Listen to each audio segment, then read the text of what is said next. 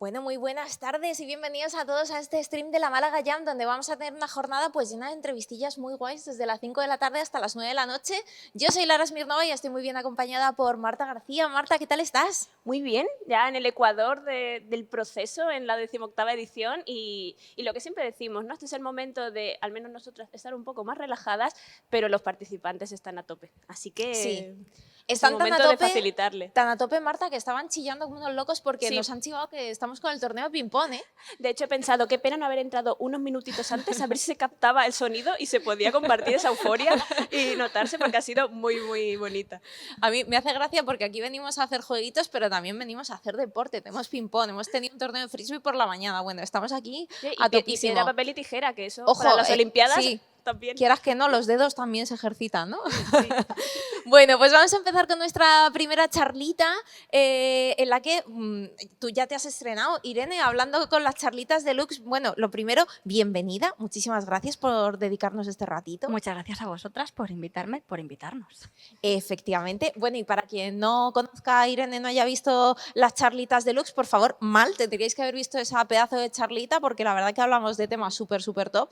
Bueno, pues Irene es socióloga y es experta en diseño y ejecución y gestión de proyectos y ahora mismo eres Head of Talent and Brand en Kairos Digital Solutions. Ya no estoy en Kairos, pero sí suelo tener Pero ese rol habitualmente. más o menos suele ser tu rol, ¿de acuerdo? Bueno, al final estás un poco especializada, ¿no?, en recursos humanos y también pues tienes como una orientación muy basada en el diseño de estrategias para la mejora de la motivación, sobre todo de los equipos, mejora del engagement, que la gente esté a gusto, que los equipos sean diversos, ¿no? Favorecer un poco también esa inclusión. Así que nos vas a contar cositas muy interesantes y yo estoy súper contenta de que hayas venido, la verdad. Qué guay. La verdad es que yo no sabía si en un evento de videojuegos como este tenía cabida ese tipo de cosas. Y luego te pasas por la Málaga Jam y te das cuenta de que realmente ya esa sensibilidad, ¿no? Ya ese interés por hablar de ese tipo de cosas. Y yo ya había escuchado hablar del evento antes por culpa de Rocío Tomé, que está aquí sentada conmigo, y me lo había vendido muy bien. Y cuando hablé con la gente de la organización, que me dijo, oye, ¿te apetece venirte? Claro, yo, olín, a todo, ¿ya te imaginas? A todo. Y me llamó mucho la atención que en vez de una charla técnica, ¿no?, pues pudiéramos hablar también de este tema, que es algo que en los eventos de desarrollo de software, que es a los que suelo ir yo más a menudo, cada vez hay más charlas de este tipo. Y, oye, pues poder tener la oportunidad también de compartir sobre estos temas y sobre todo aprender de las personas que han asistido al evento, ¿no?, en este área, pues ha sido muy interesante. Qué guay. Bueno, y tenemos también a Rocío, que también es una persona abonada a la Málaga Jam como nosotras, ¿eh, Marta? Y además una pedazo profesional también, ¿eh? Rocío es programadora de videojuegos, ha trabajado sobre todo distribuyendo y desarrollando para plataformas en juegos 2D, en 3D, en Android, en Windows, en iOS, pero además tiene una formación complementaria muy interesante porque también hemos averiguado que también es psicóloga y también has trabajado orientándote hacia proyectos que vinculan también desde el ámbito sanitario, del ámbito formativo y me hace mucha ilusión teneros a las dos aquí porque creo que se va a formar una sinergia muy bonita con estos temas. Y de hecho, como que mi primera pregunta además va un poco por ahí, o sea, que os la voy a dirigir a las dos por ello. O sea, ¿qué creéis? ¿Qué tipo de sinergias positivas creéis que puede favorecer entre la psicología, la sociología, este ámbito más humano, por así decirlo, y el ámbito tecnológico de los videojuegos? Porque viendo vuestros perfiles es muy interesante. En definitiva, ¿qué creéis que puede aportar la sociología y la psicología a este mundillo que parece, como antes decía Irene, como muy técnico, ¿no? No, dale, dale. ¿Le doy yo? Vale, pues realmente en cualquier entorno donde haya una relación laboral y los videojuegos al final pretenden o consiguen, ¿no?, ser industria y entonces tiene que haber pues una dinámica laboral, ya sea por cuenta propia o asalariada, y en cualquiera de estos contextos la psicología y la sociología es especialmente importante porque al final estamos hablando de personas que tienen que coordinarse por algo en común y se van a crear una serie de dinámicas entre esas personas que muchas veces pueden crear fricciones o pueden no ser tan eficientes como podrían ser, ¿no? Y entonces, al final, tanto psicología como sociología tienen muchísimos años de estudios de comportamientos de grupos de personas, ¿no? La sociología teniendo, o psicología social, realmente hay como, digamos que está psicología, sociología y luego está esa psicología social que forma, que habla como de la conjunción de las dos disciplinas a la vez, ¿no? Entonces, tanto el enfoque más individual de la psicología como el enfoque más interpersonal de la sociología te da un montón de herramientas que son muy útiles en videojuegos y en cualquier lado, claro. Yo creo que además de la parte más organizacional, ¿no? Hay una disciplina dentro de sociología que es sociología organizacional, está más relacionada con las empresas. Hay una pata muy importante que, de hecho, Rocío hasta tiene una charla, que es cómo la psicología interviene en el desarrollo de los videojuegos, ya no solamente en las propias dinámicas profesionales, sino en el desarrollo del producto, ¿no? Cómo se después desarrollar unas mecánicas u otras, que de esto ella sabe mucho más que yo. Y luego, por supuesto, aparte de esas relaciones sociales interpersonales, más enfocados también en la parte del producto digital, que en este caso está pues, quizá más enfocado al ocio, ¿no? Que haya una representación, por ejemplo, distinta, ya no solamente diversidad, sino diversidad desde el respeto y la integración, porque pues, siempre ha habido personajes femeninos en los videojuegos, pero cómo ha sido la evolución en la manera en la que se les trata a esos personajes, ¿no? O cómo sigue habiendo carencias en este tipo de situaciones. Entonces, yo creo que ahí también hay posibilidad de este diálogo, de esa intervención, en la que hagamos esa reflexión acerca de cómo mejorar el producto o cómo hacerlo más responsable y al mismo tiempo más económicamente rentable, porque al final es para lo que trabajan muchas empresas, en la que yo creo que sí que puede existir esa colaboración, esa visión, ¿no? Desde el punto más organizacional que ha dicho Rocío perfectamente, como en el propio modelo de negocio del videojuego como tal. Vale, qué interesante.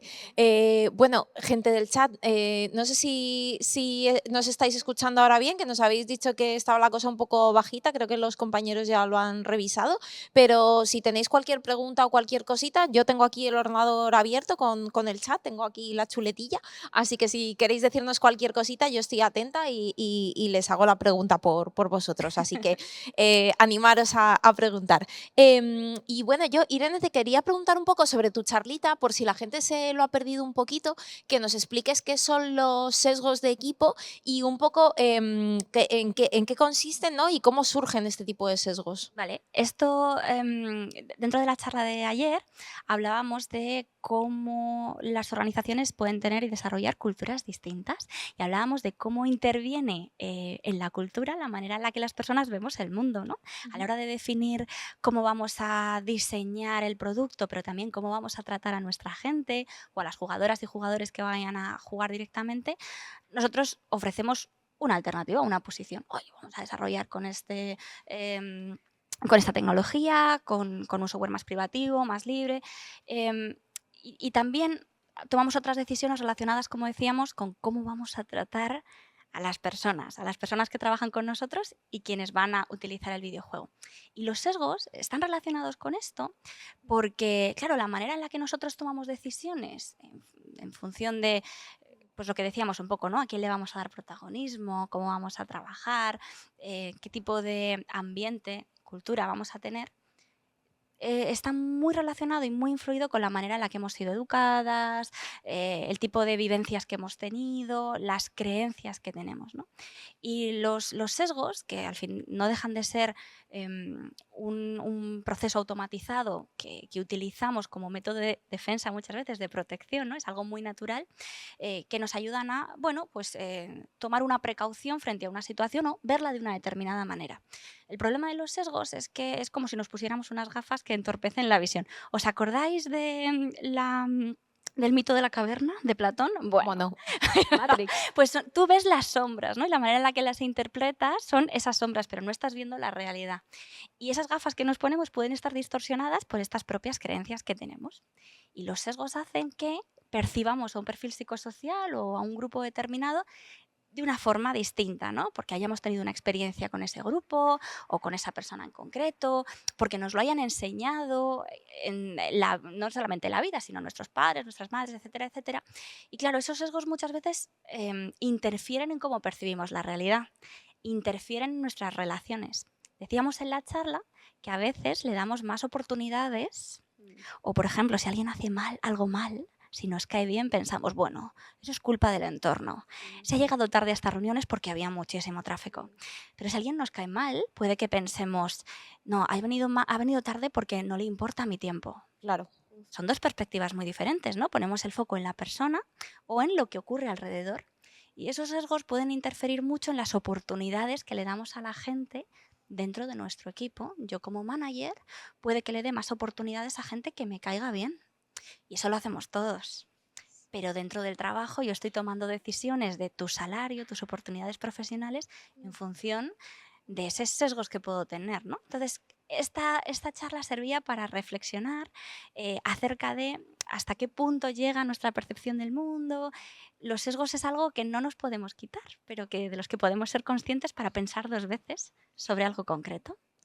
Y de lo difícil que es salir de esa caverna de Platón que decíais, ¿qué primeros consejos recomendaríais para intentar luchar contra esos sesgos? Porque también tenemos esa idea de ese como metasesgo del no, yo no tengo ninguno, no, yo no soy así, yo no pienso. O sea, Todos tenemos. ¿Cómo damos? Claro, totalmente. Entonces, ¿cómo damos o qué recomendaríais para dar ese primer paso de Hicimos un ejercicio ayer y claro, tú dices, hay gente que te da buen rollo y mal rollo. Y es que esto no lo puedes evitar. Pero los sesgos es algo que no te puedes quitar.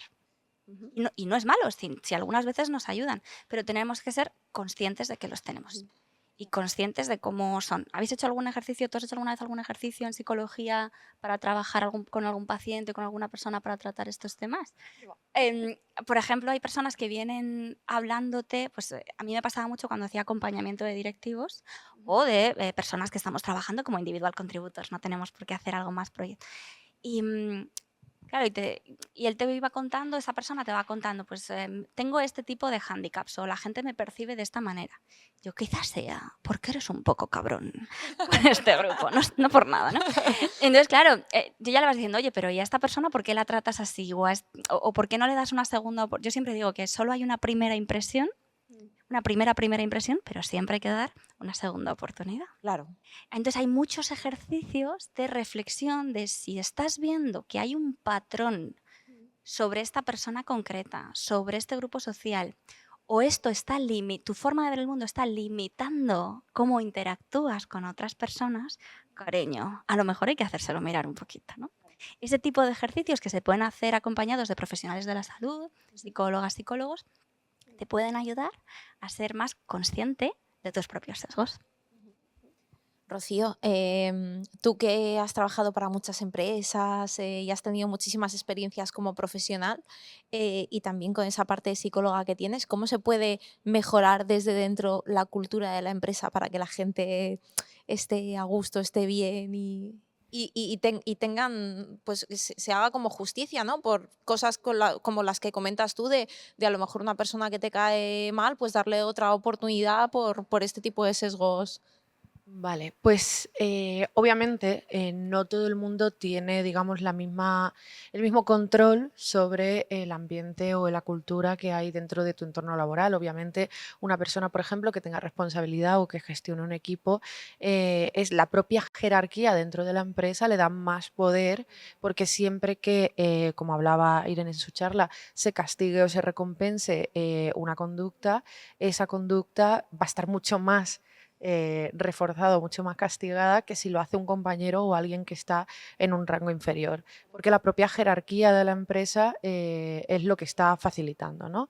Eso no quiere decir que la gente que no tenga puestos de representación o de gestión no tengan control sobre el ambiente laboral y sobre cómo está haciendo sentir a las personas con las que comparte el espacio. Muchas veces la gente identifica los entornos que, digamos, más confianza tienen, ¿vale? Como entornos más sanos, más como somos una familia, pero realmente esto puede ser muy bonito si todo el mundo, digamos, ¿cómo decirlo? Parece muy bonito si encajas, ¿vale? Lo de somos como una familia para mí es un poco red flag. Total. Perdón, Para todo- a lo mejor no, no. soy yo, pero... Para todo el mundo, por eso digo que es muy bonito si encajas, en el sentido Claro. de, es muy bonito sentir un apoyo, al final, por culpa de cómo funciona el capitalismo, pasamos un tercio de nuestra vida prácticamente útil, si no has ido estudiando, has ido trabajando, ¿no? Entonces es normal que tú quieras crear vínculos con la gente que tienes alrededor y pasas tanto tiempo, ¿no? El problema es que si esos vínculos ya trascienden el respeto laboral y se meten en un entorno más, digamos, amigable, tú a tus amigos puedes elegir estar con ellos o no estar. En un entorno laboral, esto muchas veces tú no tienes control. Y crear entornos excesivamente, digamos, familiares, puede pasar que si alguien a lo mejor tiene incluso aficiones o maneras de ser diferentes, puede ser que juegue en su contra. Muchas veces hay que tener en cuenta que hay que mantener un entorno laboral sobre todo educado. Y muchas veces cuando se traspasa esa barrera y se crea mucha amistad, digamos, piña, ¿no? Dentro de la empresa, se empiezan a crear a veces ciertas dinámicas como ciertas bromas, ciertos comentarios que pueden ser una mierda de comentarios y una mierda de bromas. Entonces ahí es donde, por ejemplo, todos nosotros y nosotras podemos ya hacer algo. Si estamos viendo determinadas mecánicas o determinados mecanismos, por así decirlo, que pueden estar dejando fuera no solamente a la gente que está en la empresa en ese momento, sino a la gente que podría entrar en un futuro. Estamos creando un entorno muchísimo más receptivo. Porque, por ejemplo, si no hay nadie, vamos a decir algo muy tonto, si no hay nadie vegetariano y tú haces bromas en tu entorno laboral sobre, guajaja, comer musgo, no sé qué, a lo mejor no está afectando a nadie en ese momento, pero tú no sabes si pasado mañana va a entrar alguien vegano que su identidad está muy labrada y muy basada en cuidar los animales, ¿vale? De repente tú ya has instaurado una clase de bromas y una clase de dinámicas que antes estaban bien y ahora no, pero el grupo ya lo reforzó previamente y van a seguir dándose, ¿no? Entonces tienes que hacer un entorno seguro para la gente que está, pero también teniendo en cuenta la gente que puede venir y no porque una persona no esté en el grupo, no significa que eso esté bien. Y a veces me dicen, bueno, pero es que son mis amigos, ya, pero es que tú con tus amigos haz lo que te dé la gana en cuanto a que alguien puede voluntariamente estar en tu grupo de amigos o no estar, pero es que un entorno laboral no puede ser únicamente un grupo de amigos. Tienes que mantener no solo una distancia, sino un respeto por encima del que tendrías en un grupo que no es laboral. Sobre todo porque para el que se siente así solo frente a toda esa presión, alzarse contra el grupo es muy, muy complicado, como las típicas dinámicas de venga, vamos a quedar, vamos a hacer una experiencia todos fuera de la empresa y nos vamos el fin de semana en vuestro tiempo libre, vamos a hacer bonding, aunque no te apetezca, pero claro, no va a haber consecuencias, a lo mejor se puede vender como no va a haber ningún tipo de consecuencia y demás, pero de manera velada siempre hay una presión o bien de grupo o bien de temor de que vaya a pasar algo. Entonces, en esas situaciones, a la persona que se siente aislada, ¿cómo creéis que se le puede ayudar en ese momento? Depende del mundo mucho de cómo haya crecido la compañía. Rocío ha dicho un caso muy interesante, que es a lo mejor al principio tenemos a muy pocas personas con un vínculo muy fuerte que desarrollan entre ellas pues como decíamos, un humor interno, unas bromas internas, un tipo de conversación, que cuando viene una persona nueva es completamente inevitable que pueda sentirse fuera si a través de ese proceso de selección que has intentado aplicar al Cultural Fit no vas a encontrar a tantas personas como tú. Esa persona que ha entrado, que no se siente bien, a veces lo que hace es que logra que el entorno poco a poco vaya cambiando, pero es muy difícil cuando es una sola. Hay un corto animado que se llama, ¿cómo se llama? Se llama Pearl, me parece, creo que se llama Pearl, pero no estoy muy segura, y es de un ovillo de lana que entra a trabajar en una empresa y que solamente encuentra apoyo, porque tiene que al final mimetizarse con la empresa y lo que termina es que suele acabar uniéndose al rebaño. Y en el corto solamente consigue generar su espacio cuando empiezan a incorporarse otras personas parecidas a esta persona en concreto, ¿no? ¿Qué ocurre? Que para eso el proceso de selección tiene que haber permitido que esas personas entren. Es muy complicado que si solo hay una persona que no forma parte de las dinámicas, se mantenga. Muchas veces que entran y hay una rotación voluntaria que se llama, que es no te vas de una empresa porque estás hasta el coño, básicamente. En definitiva. Entonces, sí, ¿no? Es como muy... Bueno, en todos los libros de negociación, o sea, de negocios, los management, pone eso, hasta el coño, como y luego está hasta el coño con efecto retroactivo, nos va a banear Twitch, ya verás, madre mía. Y esto pasa nada. No pasa nada, bueno, que eso es como más... Tío, seguro. Es un grado más, vale. Cuando estás harto o harta y realmente no has conseguido encontrar tu sitio, aunque no vayas al trabajo a hacer amigos, como ha dicho Rocío, pasas mucho tiempo allí. Supone, nadie trabaja solo 8 horas, eso es mentira. Eso es mentira. Y al final duermes Podríamos también. trabajar menos. Claro, obvio, sí, la gente trabaja Es mucho el objetivo, más. sí. Ojalá, ya, sí.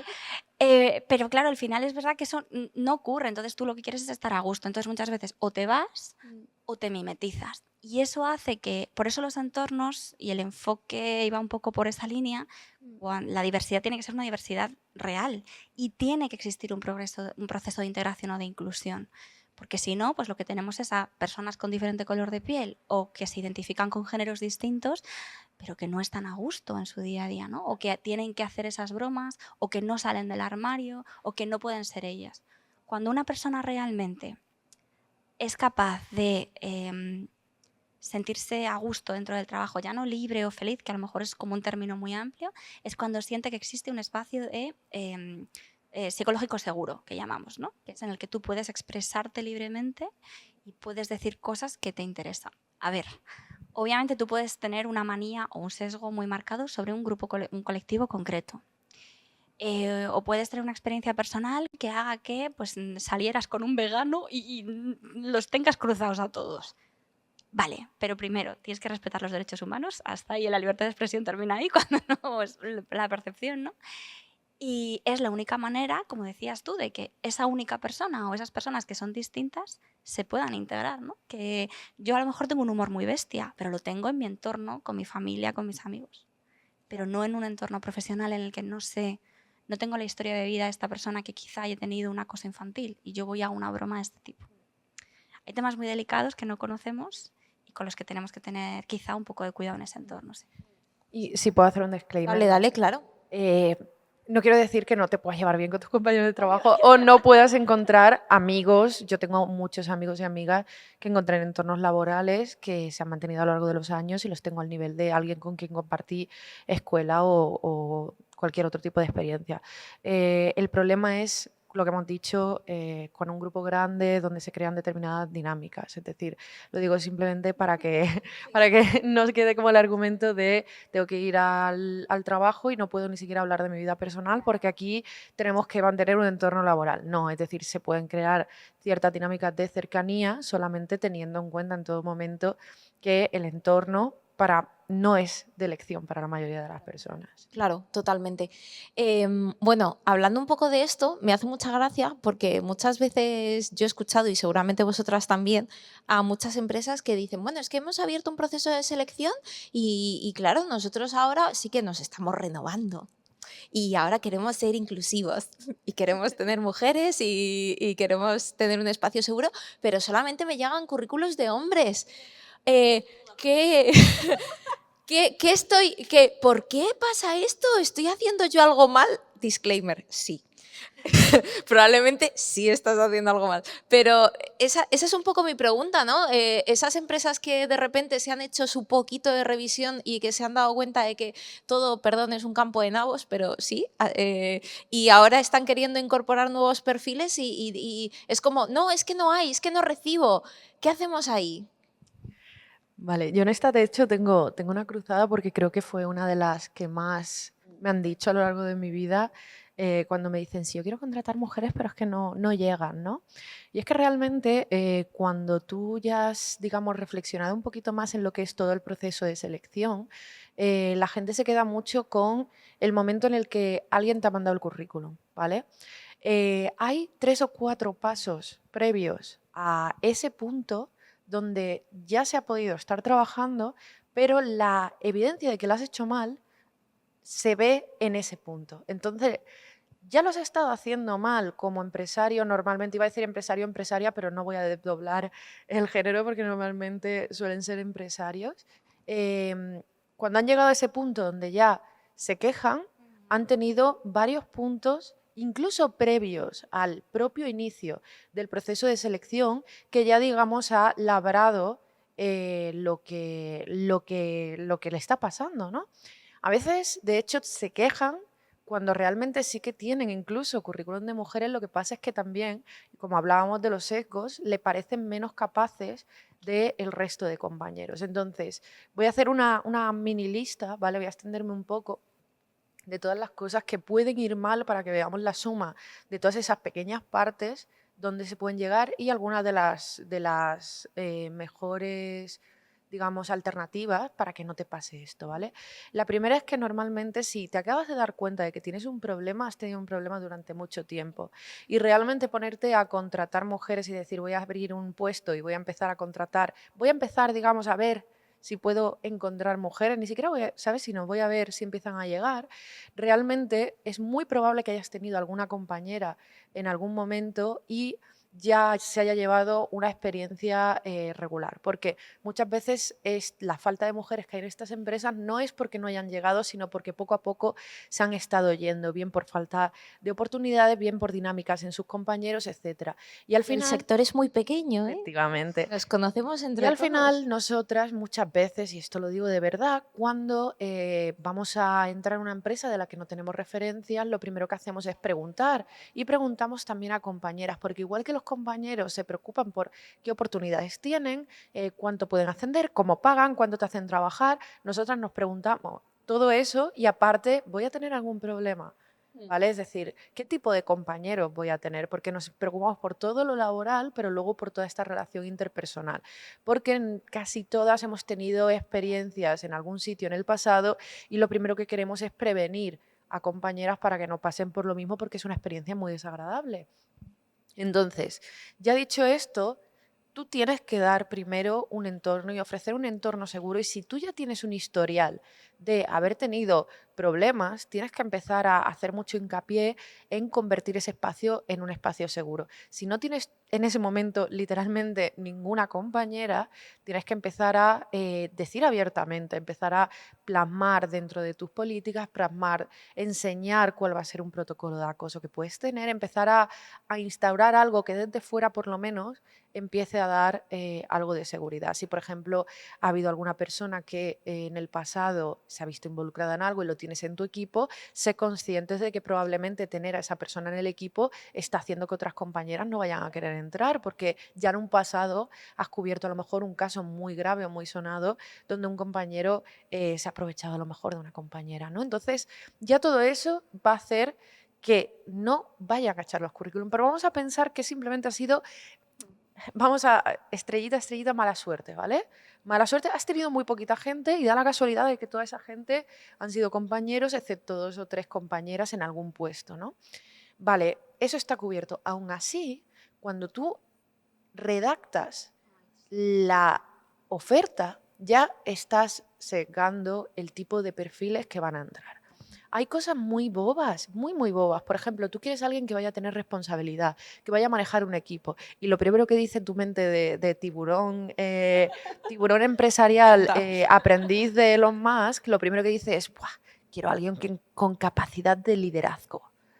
Vale, literalmente 0 mujeres dicen que tienen capacidades de liderazgo. ¿Por qué? Porque además cuando se encuentran en una situación donde tienen, digamos, entre comillas, que liderar un equipo, es muy probable que ese equipo, si es prioritariamente masculino, ni siquiera le vaya a hacer caso. Entonces no tiene mucha autopercepción de que es una persona que lidera. Lo que sí se le da muy bien, muy entre comillas, porque realmente es la misma habilidad a las mujeres, es gestionar equipos.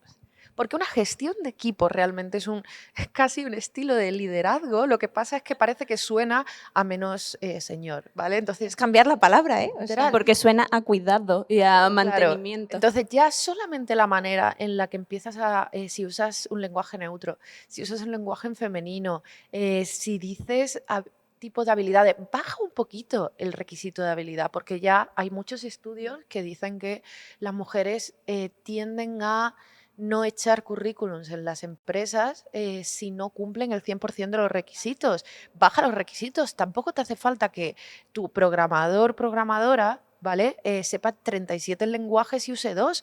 Pon esos 2, da pie y luego ya filtrarás en un proceso de selección más hacia adelante. Luego, aparte, también las vías por las que se distribuyen las ofertas también va a determinar el tipo de gente que acceda a esas ofertas. Muchas veces hay grupos que dicen, "Buah, de aquí vienen los mejores profesionales", y son empresas que se dedican, digamos, a seleccionar los mejores perfiles, y te estás comiendo todos los ecos de esas empresas que muchas veces no están comprometidas con tener diversidad en sus equipos, ¿no? Cuando hay otro tipo de bolsas, por así decirlo, de trabajo, de gente que a lo mejor el nivel puede ser, si no el mismo, un poquito más bajo, pero te sirve exactamente igual, porque no es, digamos, ese estilo de élite, no porque sean menos capaces, ¿no? Ya tienes ahí como 3 pasos. Pero es que ahora nos venimos a todo el proceso de selección. Nos tenemos que quitar de encima que las mujeres y los hombres van a vender de igual manera sus capacidades una vez que se enfrentan a la oferta de trabajo. Y más si cuando llegas ahí a hablar con la persona tienes a 3 señores en traje y de repente estás en un entorno que ya empieza a ser hostil. Es mucho más probable de que tus habilidades, digamos, que brillen menos en ese entorno, ¿no? Entonces, ya tienes ahí 5 pasos sobre los que se pueden empezar a incidir. A mí, si ha pasado ya el 5.º paso y me dices, es que solo me echaron 2 currículos y eran muy junior, mira, te callas la boca, quiero decir, haz cosas, no pretendas haberlo hecho todo regular. Y luego es como el meme del señor montando en bici y poniéndose un palo. Es como, hostia, me he caído. Chiqui, lo raro es que todavía tire la bici, ¿sabes? O sea, con lo que has estado haciendo. Entonces, lo que tienen que tener en cuenta las empresas es que el 90% de las veces todas estas dinámicas no se cambian a no ser que seas consciente de ellas, ¿vale? Si a ti te da igual, lo vas a hacer mal. Ese es el problema. Sí. El 80% de la gente que no ha estado, digamos, investigando un poco o informándose un poco sobre estos ecos, sobre este tipo de contratación, si de verdad que eres la mejor persona para el puesto y no te quieres cerrar puertas, lo que vas a tener que hacer es cambiar cosas, ¿vale? Y para cambiar cosas tienes que identificar la que está mal.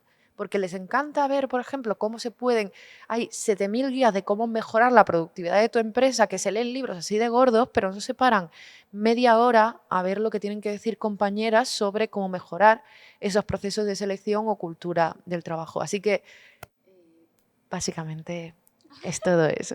Me ha encantado. Por favor, ¿podemos hacer un clip de todos estos tips y enviarlos a todas las empresas de este país? Un clip y un Canva y un mapa mental. Sí, o sea, y enviarlo, por favor. o sea, me lo quiero tatuar aquí en la pierna para que la próxima vez que alguien me pregunte, es que no tengo chicas en mi equipo, le diré, mira, lee todo esto. Me ha encantado, toda la razón, Rocío. Y yo ahora estaba pensando, cuando te he escuchado hablar de lo del palo en la rueda, vamos a suponer ahora otro listado de tips de, vale, ya he metido el palo en la rueda y ahora hay una realidad muy grande, muy patente y muy peligrosa a la que nos enfrentamos todos los días, que es el burnout y el machaque. Cuando ya, como bien ha dicho antes Irene, cuando ya estás hasta el ñoco y ya en tu empresa ha habido muchísima. Cuando tú estás hasta al ñoco, te has ido de una empresa y no solo eso, no eres tú, sino que la propia empresa ya tiene un historial de mucha gente que ha tenido esa rotación voluntaria para marcharse. Y entonces, vamos a partir del hecho positivo de que a lo mejor la persona que está en esa dirección se ha dado cuenta de que, uy, tengo que cambiar algo, aquí hay un patrón entre muchas personas que están abandonando mi empresa. ¿Cómo se puede evitar esto a nivel también lo más sencillo posible? A ver si se puede ayudar un poco. Esto es, creo, aún más complicado que lo ¿Verdad? Porque creo que ya está el mal muy arraigado. Como decíamos antes, ya está la rueda en el palo totalmente. Pero también debido a que ahí estamos hablando directamente de producción, ¿no? Del sistema de producción, sistema productivo, sistema capitalista, todo esto. Que al final todos vivimos de este sistema y ok, muy bien, perfecto. Pero sí que es cierto que, mira, una de las preguntas que tuvimos ayer después de la charla, se acercó una persona a preguntarme, oye, ¿por qué en los entornos de una empresa que gana muchísimo dinero me siguen poniendo tantísima presión para producir? Digo, corazón, porque es que por eso ganan tanto dinero, porque te tienen explotada. En eso consiste. Si tú produces tu producto, valga la redundancia, en un entorno local y decides que ahora vas a producir en Bangladesh o en China o en otros países en los que es mucho más producto, pues obviamente tu margen de beneficios cambiará. Y si lo vas a seguir haciendo aquí, por ejemplo, pues pasa con las empresas de videojuegos. Acabas de comentar el tema del crunch, ¿no? Yo tengo que entregar, porque soy una empresa de videojuegos tochísima, tengo que entregar para esta fecha. Ya he hecho toda la promo, todo el marketing, ya te he mandado el teaser, te he dado el testeo para no sé quién, para... Coño, tú tienes que entregar en esa fecha. La única solución, pues a lo mejor no es solamente subcontratar a un entorno más barato, sino que sea mucho más rápido. Y al final, aquí hay como dos cosas, ¿no? Por un lado, los estudios grandes, a lo mejor no los estudios grandes, pero los estudios que realmente tienen algún juego que lo ha petado, algún producto digital que lo ha petado, hay muchas personas que quieren trabajar en este sitio X, porque queda muy bien en mi LinkedIn, porque queda muy bien en mi portfolio. Y te hace como ilusión, ¿no? Pero aquí ocurre una cosa que habéis dicho antes, que es que este mundo es muy pequeño y ya hay cierta concienciación, quizá no en todos los colectivos, pero sí en algunos, ¿no? Que identifican o saben que hay algunas empresas que tienen este tipo de dinámicas. Y luego, por otro lado, también estas empresas, cuando ocurre esto, también les es más complicado quizás encontrar a la gente que quieren. Si es alguien que trabaja por proyectos, pues quizá, vale, no voy a tener tanta interacción con las personas que ya trabajan, pero los tiempos, esos sí que los tienes siempre, ¿no? Cuando un sector está muy precarizado, es más difícil ponerse exquisita o exquisito con los requisitos.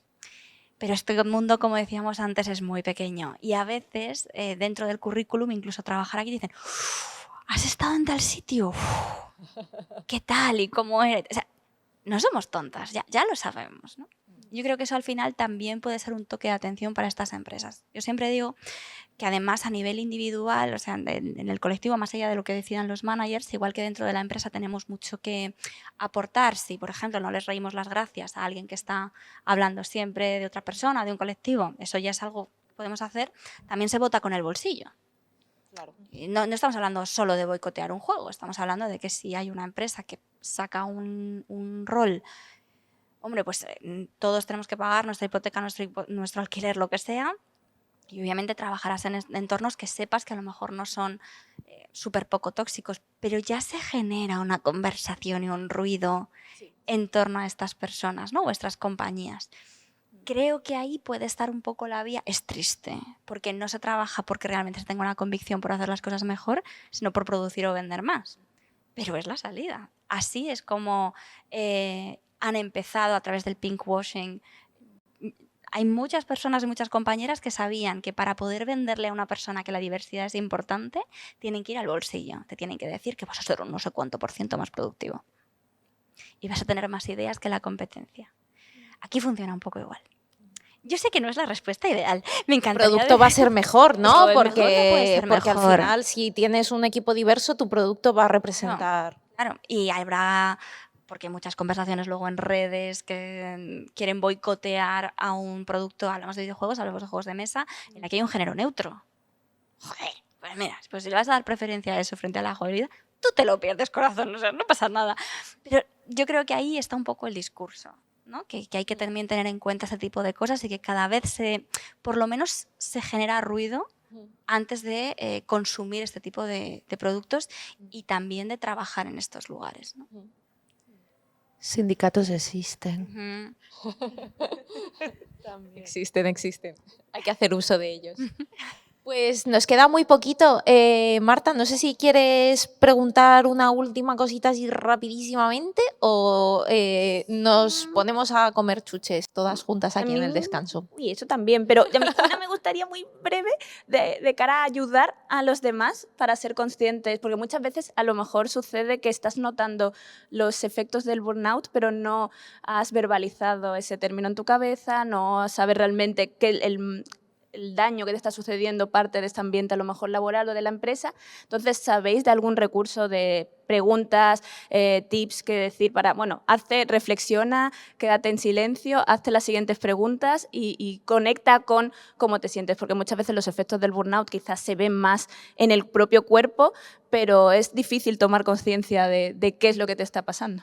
Pero hay, digamos, eso es muy interesante porque hay muchos que se ven en tu propio cuerpo y otros que se ven en tu entorno, en la propia relación ejemplo. que tienes con la gente. ¿Cómo podemos ayudar a que la gente lo vea? Genial. En este punto, y seguro que se me olvida alguno, así que yo creo que a nivel personal, empezar a no dormir bien. Empezar a que ese proyecto te ocupe en la cabeza el 100% de las horas de tu vida. A mí me encanta. Yo siempre digo que yo voy por la calle igual que mi pareja es ingeniero industrial y él ve estructuras por todas partes, es genial, fantástico. Y yo veo dinámicas sociales, estoy rota por eso. Me fijo en muchas cosas de este tipo. Si empiezas a solamente pensar o estás tratando de desconectar y no puedes evitar recordar o que un bug te puede rayar, que siempre nos ha pasado y te has acordado en la ducha de la solución. Pero cuando eso empieza a ser algo muy frecuente, quizá deberías hacértelo mirar.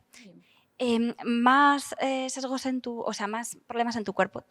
A todo el mundo los lunes nos cuesta un poco levantarnos, pero cuando ya no queremos ir a trabajar, y esto funciona también con dinámicas tóxicas, no solo con el burnout, o tememos cada vez que hay que hacer una entrega y en las retros solamente vemos los problemas. Si por supuesto hay una persona detrás que nos está dando toques todo el tiempo, obviamente. Estas son cosas que podemos ver en nosotros.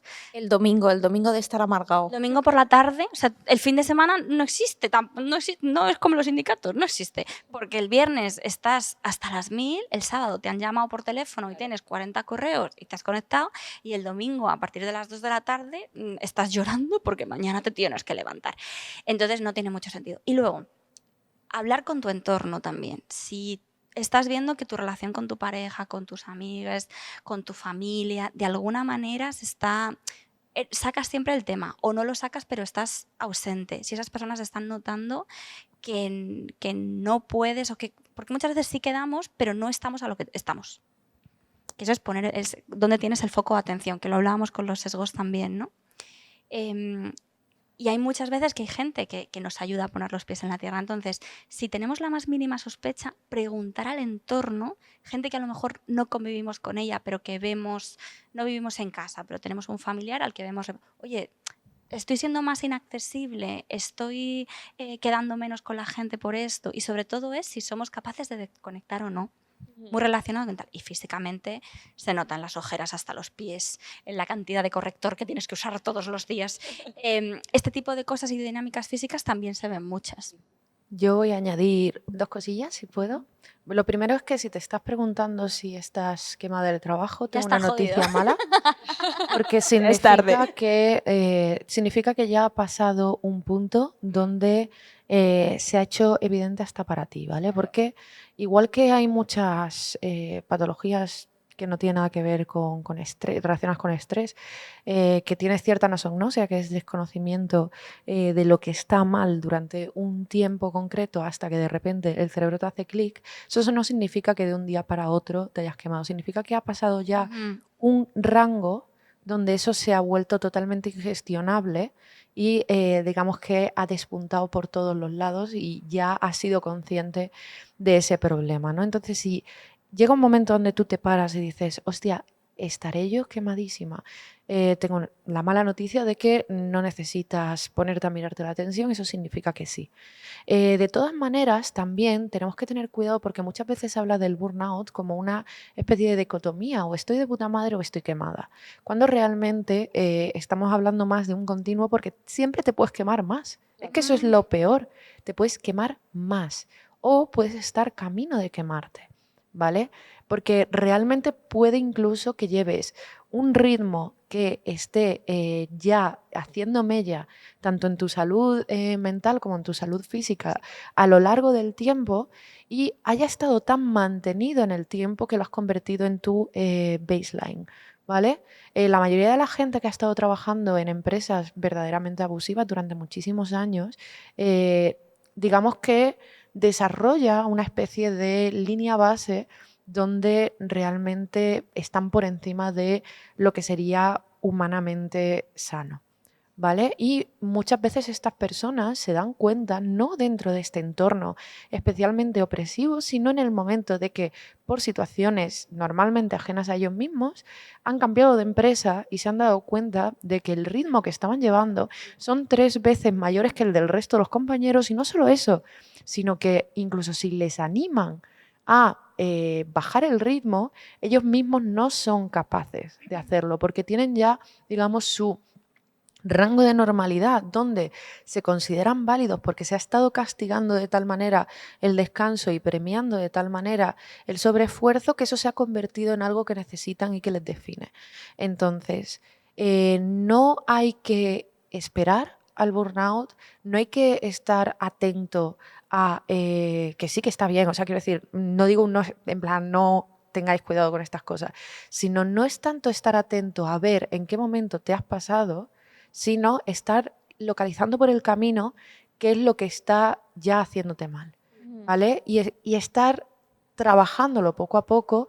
Muchas veces el propio burnout, es verdad que en ciertas dinámicas de empresa vienen desde arriba, no digo que alguien se queme por gusto, pero hay una parte que nace desde dentro, ¿vale? También hay que aprender a ser asertiva a la hora de no afrontar más tareas, porque muchas veces he visto managers increíbles que por estar un poco acostumbrados al tipo de compañeros o compañeras que siempre dicen que sí, siempre están dispuestos, le estás poniendo a esas personas una carga de trabajo que no corresponde y como no son capaces, a lo mejor no tienen esa asertividad a la hora de rechazar eso, le estás creando un sobreestrés y un sobretrabajo que no tiene ningún sentido. Por eso digo que no es que sea responsabilidad nuestra que nos quemen en el trabajo, obviamente, pero lo bueno es que sí que podemos aprender herramientas para que eso no se dé.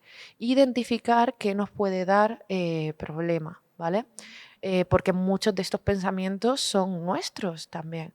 Los profesionales sanitarios nos ayudan, profesionales relacionados en entornos laborales de vez en cuando tienen programas y herramientas también, sobre todo en empresas grandes que te puedan ayudar con esto. En plan, estoy empezando a tener esta serie de síntomas, ¿qué puedo hacer? ¿No? Y se activan ciertos protocolos para que tú estés lo mejor posible, ¿no?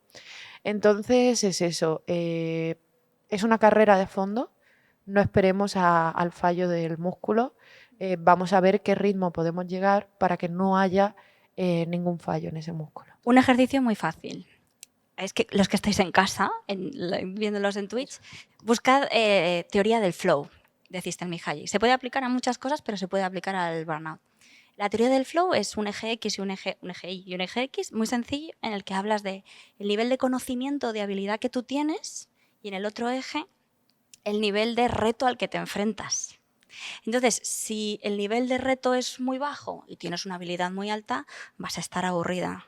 Pero en el momento en el que tú detectas que tu nivel, por ejemplo, de reto es muy alto y tu habilidad o tu tiempo, porque a lo mejor eres muy capaz, claro, a lo mejor no te da la vida, ese tiempo está más constreñido, ahí estás en un momento de ansiedad, incluso de burnout, ¿no? Y lo del flow es que hay que encontrar ese equilibrio en el que no te aburres. Qué bueno. Y no te agobies. Si lo buscáis en teoría del flow, así es fácil para que lo veáis representado. Me encanta porque la teoría del flow también se utiliza en mecánicas y en videojuegos y al final volvemos al mismo ciclo de cómo empezó esta entrevista. Cómo se...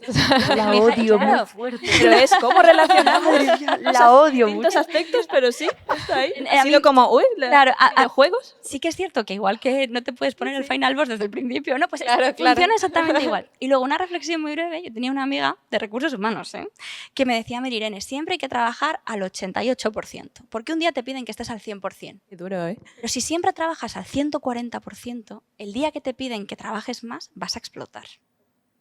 Entonces, en mi entorno trabajamos, igual que en el vuestro, siempre se trabaja al 120 o al 140. Entonces, el día, como decías tú, al final siempre puede estar peor, pero el día del infarto ya no hay vuelta atrás, ¿no? Entonces, yo creo que está bien pensar eso, que no hay que estar tirado en la silla ni trabajar 50%, Total. entender este equilibrio. Totalmente. Oye, chicas, pues muchísimas gracias. Nos hemos quedado sin tiempo. Ojalá haber hecho una entrevista de 1 hora y media, te lo juro, porque me ha resultado súper interesante, ¿verdad, Marta? Totalmente. De verdad que ha sido increíble. Muchas gracias. Creo que además nos vamos de aquí con muchos consejos, con mucho amor, con mucha solidaridad y trabajo en equipo para todos. Y entonces creo que puede venir muy bien. Eso, sentir este acompañamiento y que no estáis solos y estáis pasando por este proceso de precarización y todo lo que conlleva al fin y al cabo. Pues muchas gracias, chicas, por vuestro tiempo. Y nosotros volvemos nada en 5 minutitos, 10 minutitos como mucho con la siguiente entrevista del Lex Ludi. Así es, vamos a hablar de juegos de mesa. Así que ahora nos vemos. Hasta ahorita.